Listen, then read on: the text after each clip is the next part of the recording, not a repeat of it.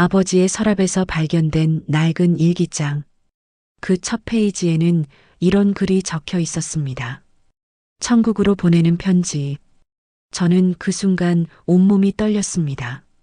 성공한 변호사라며 자랑스러워하던 제가 실패한 인생이라며 술로 하루하루를 견디던 동생 민호가, 그리고 평생 가족을 위해 헌신한 어머니가 모두 그 편지 앞에서 무너졌습니다. 아버지는 살아생전 우리에게 무엇을 전하고 싶었던 걸까요? 그리고 그 편지는 어떻게 우리 가족을 완전히 바꿔놓았을까요? 이것은 한 통의 편지가 만들어낸 기적 같은 이야기입니다. 저는 김유진입니다. 38살 서울 시내 유명 로펌의 변호사입니다. 오늘은 아버지의 장례식 날입니다. 새벽부터 내린 비가 창문을 두드리고 있었습니다. 검은 양복을 입고 거울을 보니 낯선 제 모습이 보였습니다. 언제부터인가 저는 아버지를 피해 살았습니다. 시골에서 올라오라는 전화를 받았을 때도 마찬가지였습니다.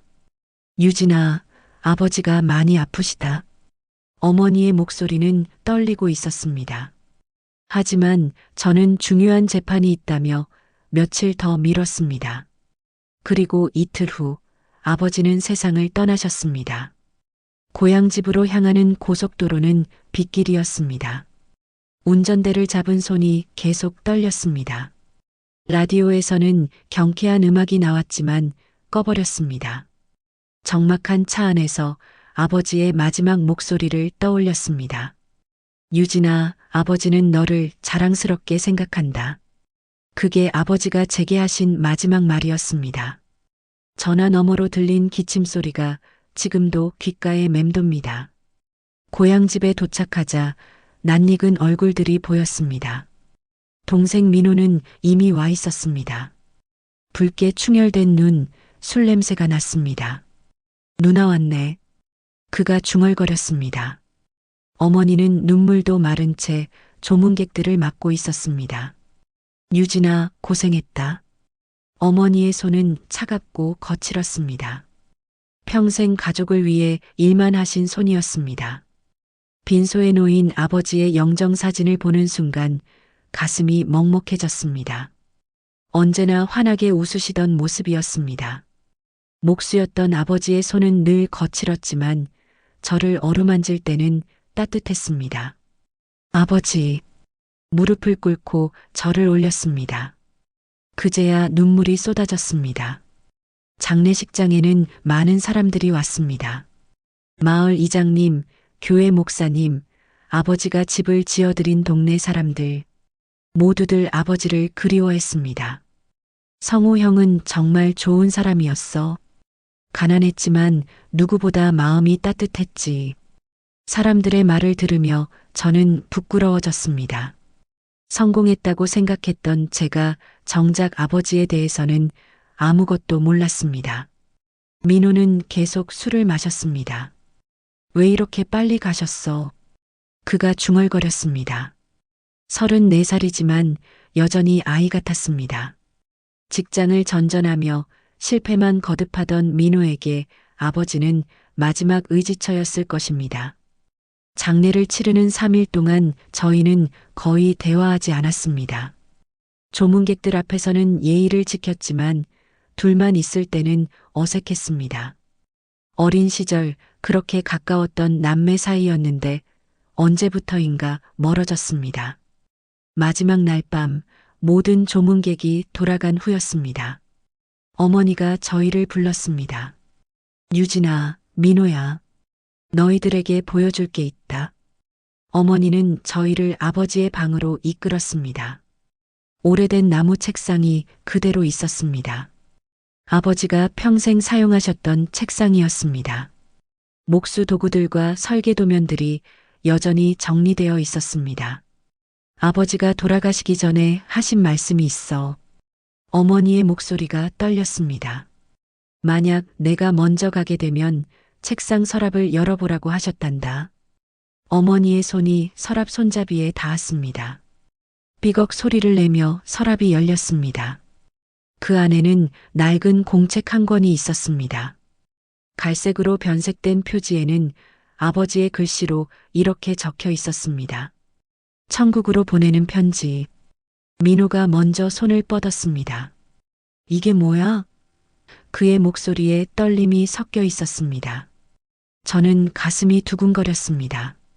아버지가 남기신 마지막 메시지일 것 같았습니다. 어머니가 조심스럽게 공책을 들어 올렸습니다. 함께 읽어보자. 어머니가 말했습니다. 첫 페이지를 펼치자 아버지의 친숙한 글씨가 나타났습니다. 조금 떨리는 글씨였지만 분명히 아버지의 것이었습니다. 사랑하는 가족들에게 이 편지를 읽고 있다면 나는 이미 하나님 곁으로 갔을 것입니다. 두려워하지 마세요. 나는 천국에서 여러분을 기다리고 있을 테니까요. 어머니의 눈에서 눈물이 흘렀습니다. 민호도 고개를 숙였습니다. 저 역시 목이 메었습니다. 계속 읽어 내려갔습니다. 나는 평생 가난한 몫으로 살았습니다. 여러분에게 큰 재산을 물려주지 못해 미안합니다. 하지만 나에게는 더 소중한 것이 있었습니다. 바로 하나님에 대한 믿음과 가족에 대한 사랑이었습니다. 민호가 손등으로 눈을 닦았습니다. 아버지, 그가 속삭였습니다. 유진아, 너는 훌륭한 변호사가 되었구나. 아버지는 너를 자랑스럽게 생각한다. 하지만 한 가지 부탁이 있다. 돈과 성공만이 전부가 아니라는 것을 기억해다오. 진짜 성공은 사람을 살리는 일이란다. 저는 가슴이 뜨끔했습니다. 요즘 저는 돈이 되는 사건만 맡았습니다. 정의보다는 승률을 우선시했습니다. 아버지는 그것을 알고 계셨던 걸까요? 민호야, 너를 실패한 아들이라고 생각하지 마라. 너는 하나님이 사랑하시는 소중한 아들이다. 넘어져도 다시 일어설 수 있는 힘이 너에게 있단다. 아버지는 너를 믿는다. 민호가 목을 놓고 울기 시작했습니다. 아버지, 저는 정말 쓸모없는 인간인데. 그가 흐느꼈습니다. 어머니가 민호의 어깨를 감쌌습니다. 그런 소리 하지 마라. 편지는 계속되었습니다. 은정아, 평생 나와 아이들을 위해 고생했구나. 당신이 있어서 우리 가족이 있을 수 있었습니다. 고맙습니다. 먼저 간 남편을 용서해 주세요. 어머니가 눈물을 훔쳤습니다. 여보, 그녀가 중얼거렸습니다. 저는 편지를 읽으며 아버지의 마음을 조금씩 이해하기 시작했습니다. 가난했지만 늘 감사했던 아버지.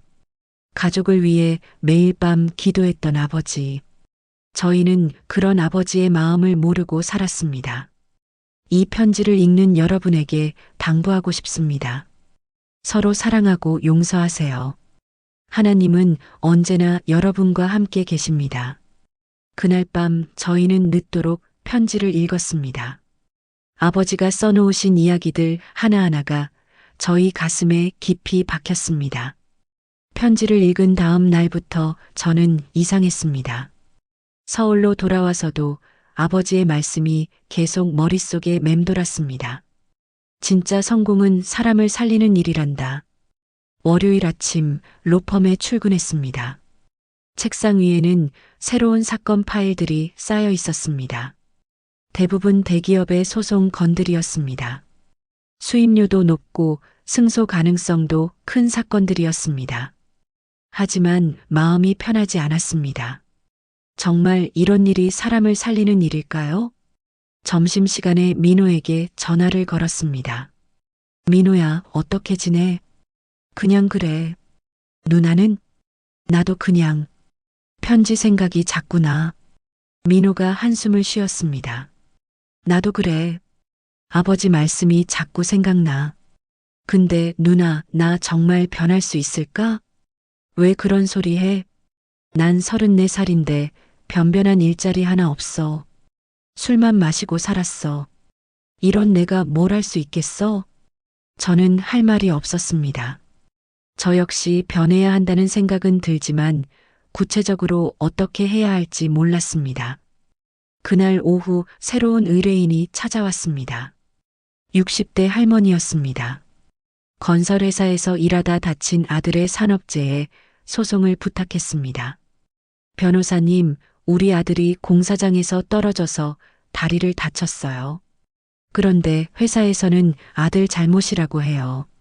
할머니의 손은 거칠고 주름이 많았습니다. 어머니와 비슷했습니다. 수입료는 얼마나 준비하셨나요? 그게 돈이 별로 없어서. 할머니가 머뭇거렸습니다. 예전 같았으면 바로 거절했을 것입니다. 수익성이 떨어지는 사건이니까요.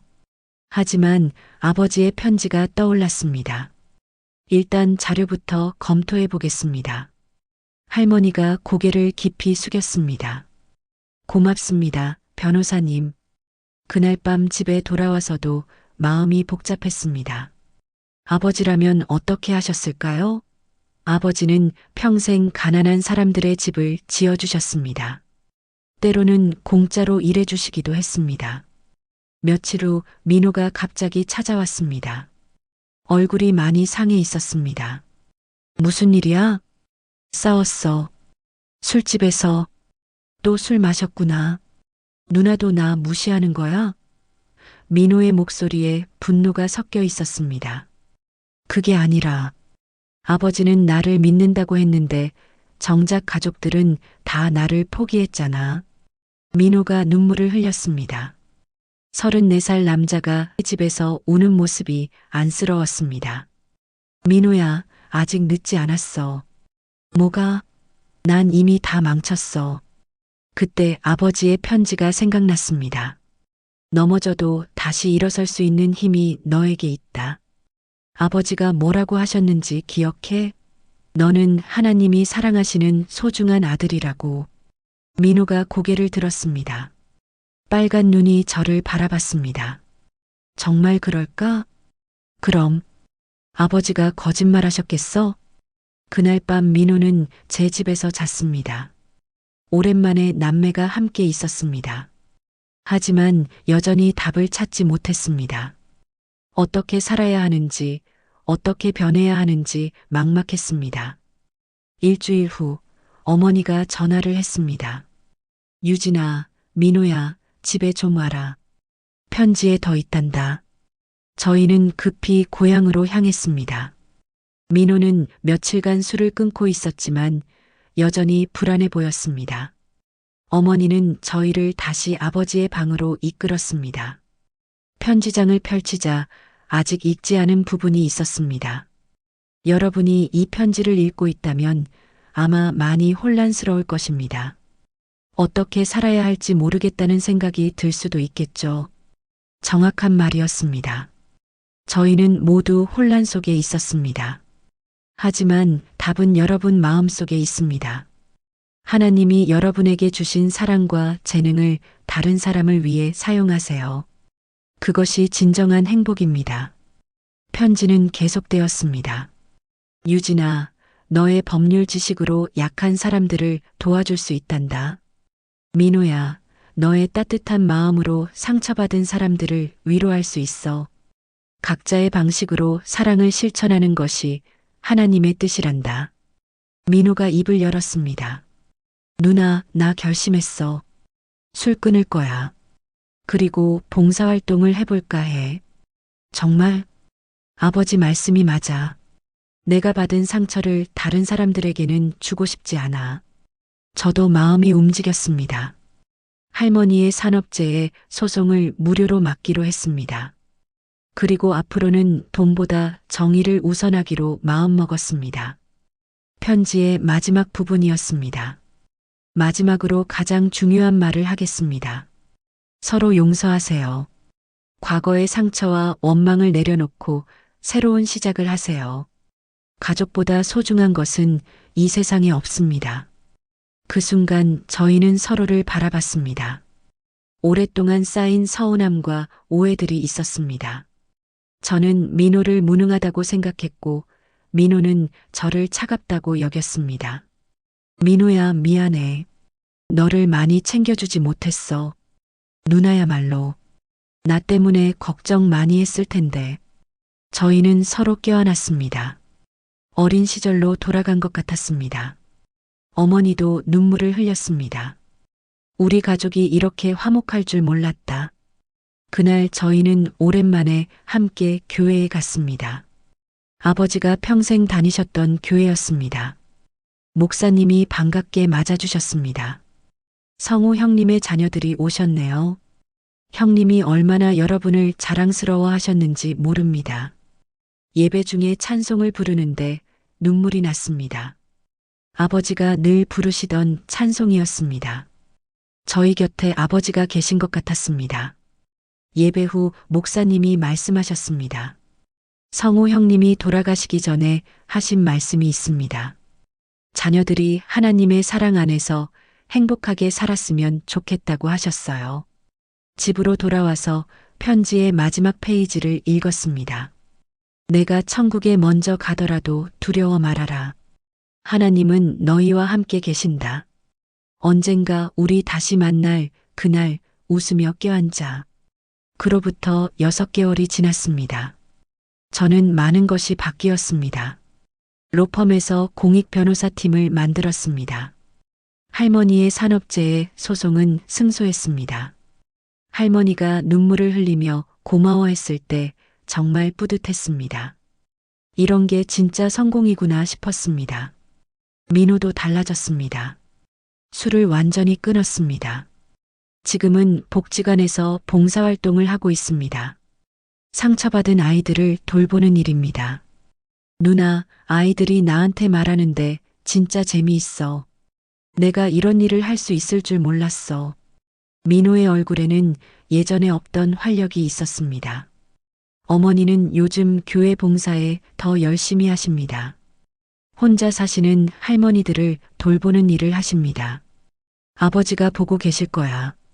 어머니가 자주 말씀하십니다.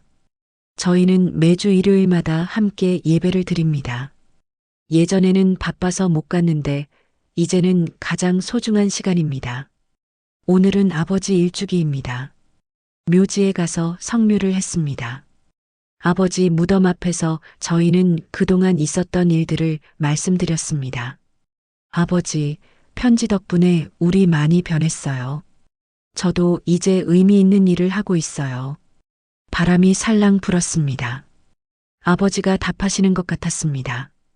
집으로 돌아와서 편지를 다시 읽었습니다. 읽을 때마다 새로운 의미가 발견됩니다. 저희는 이제 알았습니다.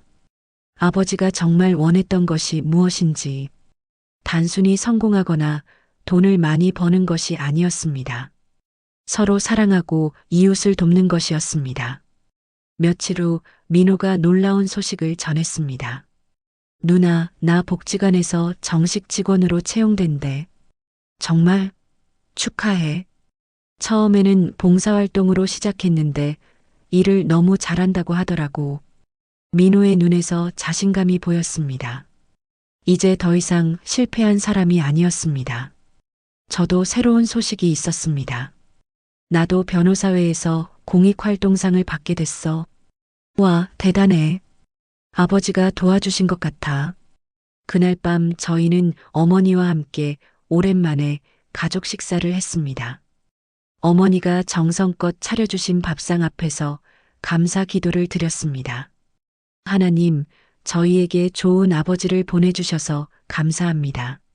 아버지의 편지로 저희를 변화시켜 주셔서 감사합니다. 식사하면서 어머니가 말씀하셨습니다. 아버지가 편지를 쓰실 때 정말 행복해 하셨어. 너희들에게 꼭 전하고 싶은 말이 있다고 하시면서 어떤 말씀을? 사랑한다는 말씀, 그리고 자랑스럽다는 말씀. 저희는 모두 눈물을 흘렸습니다. 아버지의 사랑이 얼마나 깊었는지 이제야 알 것 같았습니다. 잠자리에 들기 전 편지를 마지막으로 한 번 더 읽었습니다. 언젠가 우리 다시 만날 그날 웃으며 껴앉아. 꿈속에서 아버지를 만났습니다. 아버지는 환하게 웃고 계셨습니다. 유진아, 잘했다. 아버지가 자랑스럽다. 아버지, 편지 정말 고마워요. 편지는 시작일 뿐이야. 앞으로도 계속 사랑하며 살 거라. 꿈에서 깨어났을 때 마음이 따뜻했습니다. 아버지는 정말로 천국에서 저희를 지켜보고 계셨습니다. 이제 저희에게는 새로운 목표가 있습니다. 아버지처럼 사랑을 실천하며 사는 것입니다. 그것이 아버지가 저희에게 남겨주신 가장 소중한 유산입니다. 천국으로 보낸 편지는 결국 저희에게 돌아온 사랑의 메시지였습니다.